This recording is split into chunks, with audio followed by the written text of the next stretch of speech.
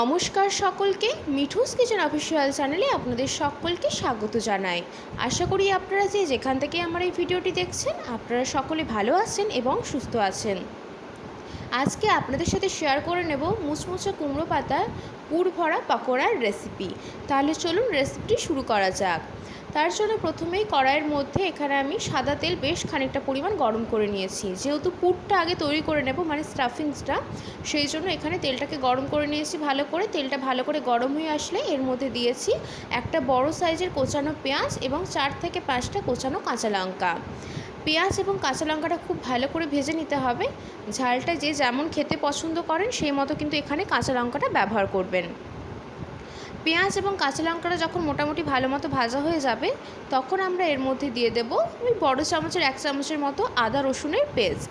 এখানে আমি আদা রসুনটা পেস্ট করে ব্যবহার করেছি। আপনারা চাইলে আদা রসুনটা থেতো করে বা গ্রেট করেও দিতে পারেন, কোনো অসুবিধে নেই। আদা, পেঁয়াজ, রসুন এই তিনটেরই একটা কাঁচা গন্ধ থাকে, সেই জন্য মশলাটাকে খুব ভালো করে কষিয়ে নিতে হবে যতক্ষণ না ভালো মতো ভাজা হয়ে যাচ্ছে এবং কাঁচা গন্ধটা চলে যাচ্ছে।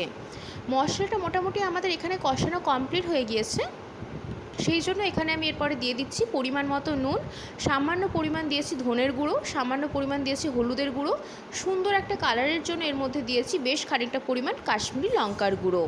তারপরে সমস্ত শুকনো মশলার সাথে আদা, পেঁয়াজ, রসুন, কাঁচা লঙ্কাটা ভালো করে কষিয়ে নেব। মশলাটা যাতে ভালো করে কষানো হয়ে যায় এবং সাথে সাথে ভাজাও হয়ে যায়। মশলাটা মোটামুটি আমাদের এখানে কষানো এবং ভাজা দুটোই হয়ে গেছে দেখে আশা করি বুঝতে পারছেন। তারপর এখানে আগে থাকতেই আমি একটা বড় সাইজের আলু সেদ্ধ করে নিয়েছিলাম। পুরটা যতটা বানাবেন সেই মতো এখানে আলুটা নেবেন। এখানে আমি একটা বড় সাইজের আলুই নিয়েছি। আগে থাকতে আলুটাকে সেদ্ধ করে খোসা ছাড়িয়ে নিয়েছিলাম। তারপর এইভাবে একটা গ্রেটারের সাহায্যে ভালো মতো করে এখানে কিন্তু গ্রেট করে নিচ্ছি।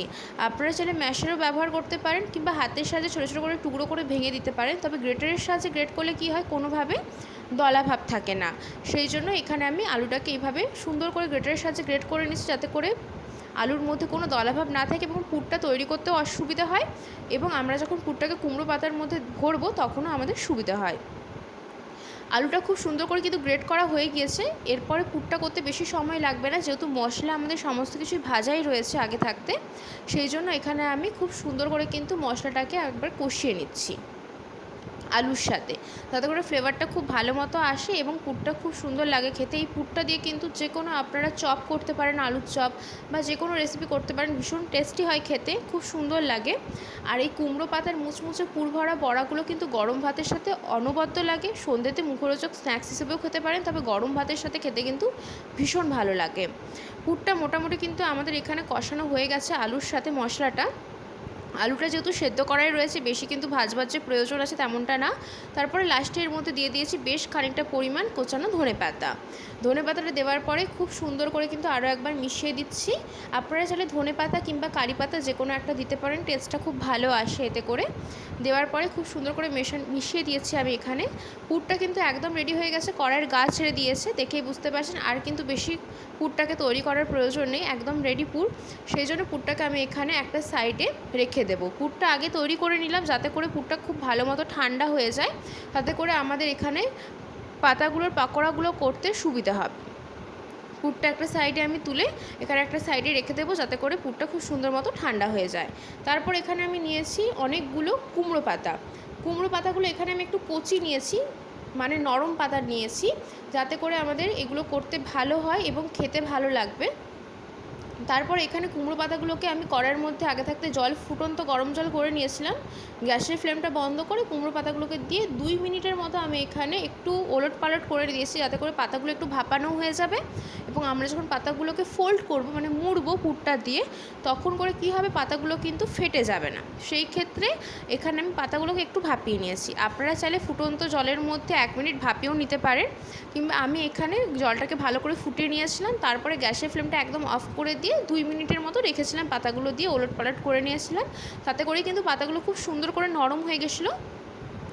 পাতাগুলো কিন্তু আমাদের এখানে মোটামুটি সুন্দর মতো নরম হয়ে গিয়েছে, এর থেকে বেশি নরম করবার প্রয়োজন নেই। তার জন্য কিন্তু এখানে আমি সুন্দর করে পাতাগুলোকে জল ঝরিয়ে তুলে নেব। আর কিন্তু নরম করতে প্রয়োজন হবে না, যাতে করে পুরটা দেওয়ার সময় না ফেটে যায় পাতাগুলো, সেই জন্যই কিন্তু এই পদ্ধতিটা করা, এই স্টেপটা ওই জন্যই দরকার। তারপর এখানে ব্যাটারটা বানিয়ে নেব আমরা। প্রথমে আমি এর মধ্যে দিয়েছি বেসন। 2 চামচ বেসন দিয়েছি, যেই চামচে 2 চামচ বেসন দিয়েছি সেই চামচেরই 1 চামচ দিয়েছি চালের গুঁড়ো, যাতে করে মুচমুচে হয় খেতে। বেশ খানিকটা পরিমাণ দিয়েছি কালো জিরে, পরিমাণ মতো দিয়েছি নুন এবং সামান্য পরিমাণ দিয়েছি খাবার সোডা এবং পরিমাণ মতো জল দিয়ে অল্প অল্প করে এখানে কিন্তু আমি ব্যাটারটাকে তৈরি করে নিচ্ছি। প্রথমে বেশি জল দেবেন না, ব্যাটারটা তাহলে খুব পাতলা হয়ে যাবে। ব্যাটারের ঘনত্বটা খুব পাতলাও হবে না, আবার খুব গাঢ়ও হবে না। অল্প অল্প পরিমাণে জল দিয়ে ব্যাটারটাকে আমরা কিন্তু এখানে তৈরি করে নেব। বারে বারে জল দেবেন, তাতে করে ব্যাটারটা ঘনত্বটা বুঝতে আপনাদের সুবিধা হবে। না হলে করে কি হবে, ব্যাটারটা খুব পাতলা হয়ে যাবে এবং পাতাগুলো যখন ডুবিয়ে তেলের মধ্যে ভাজা হবে তখন কিন্তু ব্যাটারটা একদমই তেলে ছেড়ে যাবে এবং তেল ভেতরে ঢুকে গিয়ে কিন্তু বড়াগুলো একদম ভালো হবে না। ব্যাটারের ঘনত্বটা আপনাদেরকে দেখিয়ে দিলাম। তারপর এখানে যে পাতাগুলো আমি ভাপিয়ে নিয়েছিলাম সেই পাতাগুলো কিন্তু নিয়ে নিয়েছি একটি পাত্রের মধ্যে। এরপর ওপর থেকে আমি দিয়ে দিয়েছি তৈরি করে রাখা আলুর পুরটা। আলুর পুরটা দেওয়ার পরে এখানে আমি একটা চামচের পেছনের অংশ দিয়ে পুরটাকে খুব ভালো করে সেট করে নিয়েছি। তারপরে এর মধ্যে আমি এখানে যেভাবে পাতাটা ফোল্ড করা হচ্ছে চারিধার থেকে সেইভাবে কিন্তু ফোল্ড করে নেব। খুবই সহজ একটি রেসিপি, চটজলদি হয়ে যায়। মুখরোচক কিছু যদি গরম ভাতের সাথে খেতে চান অথচ সিম্পল, তাহলে এই রেসিপিটি একবার ট্রাই করে দেখতে পারেন। ভীষণ ভালো লাগে খেতে। যারা সাধারণত কুমড়ো পাতা বা শাক জাতীয় এই সমস্ত খাবার পছন্দ করেন না তাদেরকেও যদি বানিয়ে দেন তারাও কিন্তু বেশ খুশি হবে, কারণ গরম ভাতের সাথে বলুন কিংবা খালি মুখে খুব ভালো লাগে এই রেসিপিটা। আবারও একটা সেম পদ্ধতিতে আমি এখানে তৈরি করে নিচ্ছি। কিছুই না, পুরটা দেওয়ার পরে চারিধার থেকে এভাবে ফোল্ড করে নেব। আর পাতাগুলো এতটাই সুন্দর করে ভাপানো হয়ে গিয়েছে, সেই ক্ষেত্রে কিন্তু পাতাগুলো দেখুন মোড়ার সময় কিন্তু কোনোভাবে ফেটে যাচ্ছে না, যে ফেটেই যে পুর বেরিয়ে যাচ্ছে এমনটা কিন্তু হচ্ছে না। প্রত্যেকটা পুর ভরা কুমড়ো পাতার যে পাকোড়াগুলো রয়েছে সেমভাবে কিন্তু আমি এখানে তৈরি করে নিয়েছি, আপনাদেরকে দেখিয়ে দিলাম। এরপরে এগুলোকে কিন্তু ভেজে নিতে হবে। যেহেতু ডুবো তেলে ভাজা হবে সেই জন্য কড়াইয়ের মধ্যে বেশ খানিকটা পরিমাণ রিফাইন্ড অয়েল দিয়ে দিয়েছি। এরপরে সুন্দর করে কিন্তু আমি এখানে যে ব্যাটারটা তৈরি করে নিয়েছিলাম সেই ব্যাটারের মধ্যে পাতাগুলোকে একটা একটা করে চুবিয়ে সুন্দর করে তেলটাকে ভালো করে গরম করে নেবার পরে গ্যাসের ফ্লেমটা লো টু মিডিয়ামে রেখে প্রত্যেকটা পাতা যতগুলো ধরবে এখানে একসাথে সেগুলো কিন্তু এক এক করে দিয়ে দিচ্ছি। গ্যাসের ফ্লেমটা লো টু মিডিয়ামে রাখবেন, তাতে করে ভাজতে একটু সময় লাগবে, কিন্তু পাতাগুলো এই পাকোড়াগুলো খুব মুচমুচে করে ভাজা হবে। যখন একটা দিক ভাজা হয়ে যাবে তখন কিন্তু অপর দিকটা পাল্টে দেব। আর এখানে প্রথমে তেলটাকে খুব ভালো করে ধোঁয়া ওঠা পর্যন্ত গরম করে নেবেন, তারপরে গ্যাসের ফ্লেমটা লো টু মিডিয়ামে করে দেবেন। তাতে করে কি হবে, তেলটা খুব সুন্দর মতো গরম হয়ে যাবে, পাকোড়াগুলো খুব ভালো মতো ভাজাও হবে। প্রথম ব্যাচের পাকোড়া কিন্তু আমাদের ভাজা এখানে কমপ্লিট হয়ে গিয়েছে। আমি এগুলোকে একটা সাইডে তুলে নিচ্ছি। বেশি লালচা করে ভাজার দরকার নেই, মোটামুটি একটা ব্রাউন কালার চলে আসলে তুলে নেবেন। পরবর্তী যে পাকোড়াগুলো রয়েছে যেগুলো বাকি ছিল সেগুলোকেও আমি এখানে একই পদ্ধতিতে ভেজে নেব। তাহলেই কিন্তু আমাদের এই পুর ভরা কুমড়ো পাতার মুচমুচে পাকোড়া একদম রেডি হয়ে যাবে। আজকের রেসিপি আপনাদের কেমন লাগলো অতি অবশ্যই করে কমেন্ট করে জানাবেন। যদি ভালো লেগে থাকে অবশ্যই করে আমার চ্যানেলটিকে সাবস্ক্রাইব করে দেবেন। লাইক শেয়ার কমেন্ট করতে ভুলবেন না। আর যদি এরকম নিত্য নতুন রেসিপি পেতে চান তাহলে অবশ্যই করে আমার চ্যানেলটিকে সাবস্ক্রাইব করে দিয়ে আমার চ্যানেলের পাশে থাকার অনুরোধ রইল। বাকিগুলো সেম পদ্ধতিতে আমি এখানে ভেজে নিয়েছি। যখন একটা দিক খুব ভালো মতো ভাজা হয়ে যাবে তখন অপর দিকটা পাল্টে দেবো, যাতে অপর দিকটাও ভালো মতো ভাজা হয়ে যায়, কালারটা সুন্দর চলে আসে। বাকিগুলো কিন্তু এখানে তুলে নিচ্ছি। আমি কিন্তু এটা গরম ভাতের সাথে খাওয়ার জন্য তৈরি করেছিলাম, সেই জন্য এখানে কোনো টমেটো কেচাপ বা সস দিয়ে সার্ভ করিনি। গরম ভাতের সাথে খেতে ভীষণই ভালো লাগে। যারা বাড়িতে বানিয়েছেন এই পুর ভরা কুমড়ো পাতার মুচমুচে বড়া তারা তো জানেন কতটা টেস্টি হয় খেতে। যারা এখনও পর্যন্ত বানাননি তারা একবার হলেও আমার এই রেসিপিটি দেখে ট্রাই করে দেখতে পারেন। আশা করব আপনাদের ভীষণ ভালো লাগবে। গরম ভাতের সাথে এই দুটো পাকোড়া থাকলে আর কিন্তু সেভাবে কিছুর প্রয়োজন পড়ে না। খুবই সুন্দর হয় খেতে। বাড়িতে অতি অবশ্যই করে ট্রাই করে জানাতে পারেন কমেন্ট করে আপনাদের এই রেসিপিটি কেমন লাগলো।